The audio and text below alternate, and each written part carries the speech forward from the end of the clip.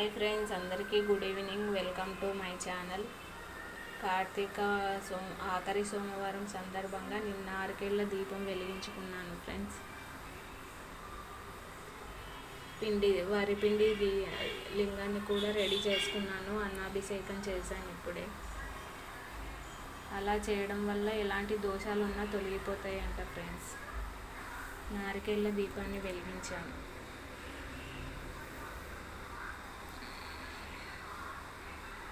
శివయ్య అనుగ్రహము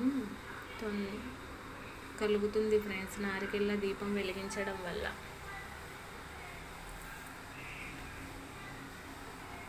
ఓం నమః శివాయ.